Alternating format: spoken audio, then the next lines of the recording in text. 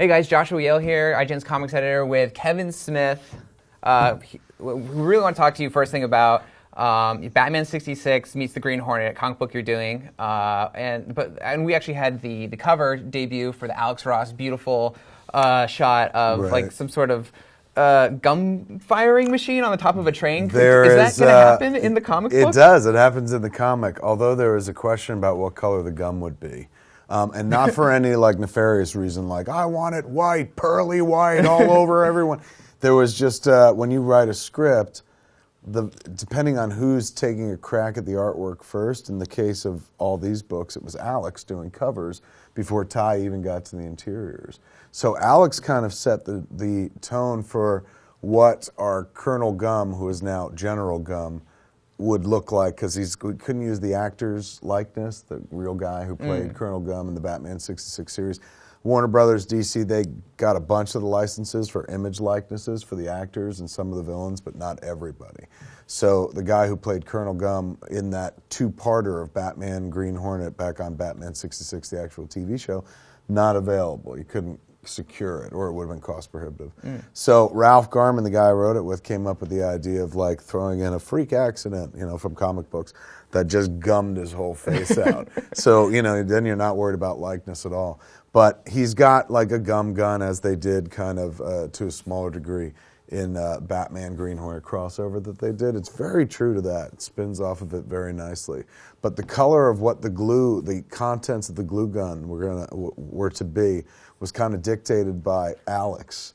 And then there was a period in I guess the editorial process where we saw the coloring on the Ty Templeton interiors, and the glue gun contents were like pinkish or something like that, and that wasn't like the intent. And there was a moment where it was like, well, we got to go change all these colors, including the color on the cover. And then there was a word that come back from DC editorial, like, you don't go up to Alex Ross and be like, can you change your painting, dude? They're like, it's going to be pink. So we're like, right on, it's pink.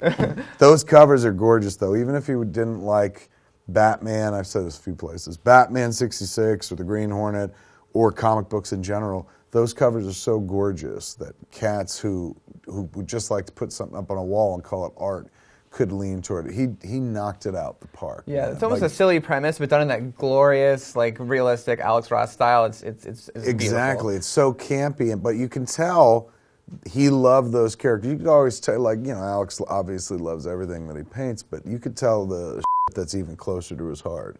And Batman 66, Adam West Batman apparently, and Bruce Lee as Kato, very close to his heart, because it's some of his best work I've ever seen.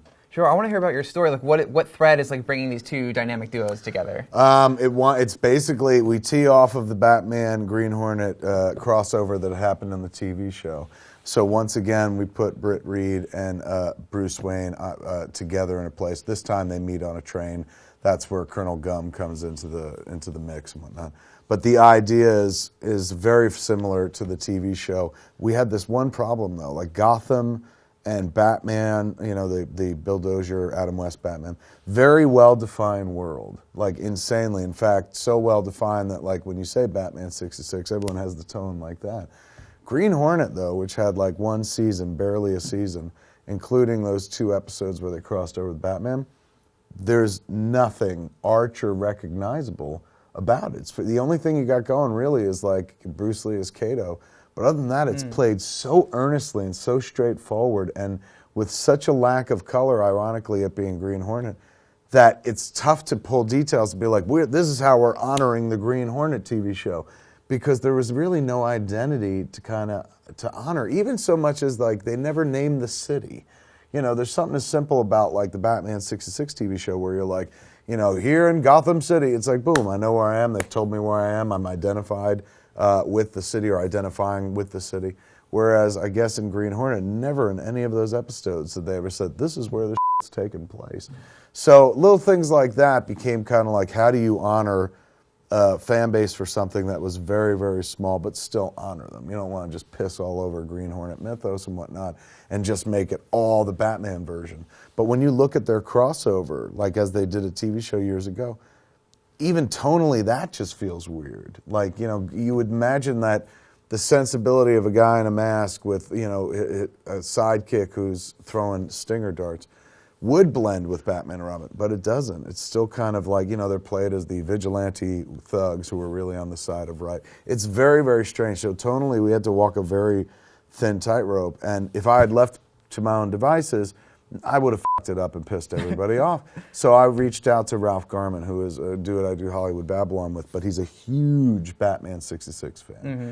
So the dude was like able to quote chapter and verse in places where I'd be like, hey man, remember Aunt Harriet? And he'd be like, remember her? You know, and he can go down the page quite a bunch of detail. So he was the right guy to have standing beside me because he kept the tone very balanced as well.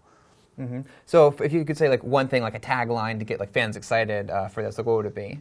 It is the sequel to the very first crossover in outside of comics media history. So this is the Avengers of 1967, if you will.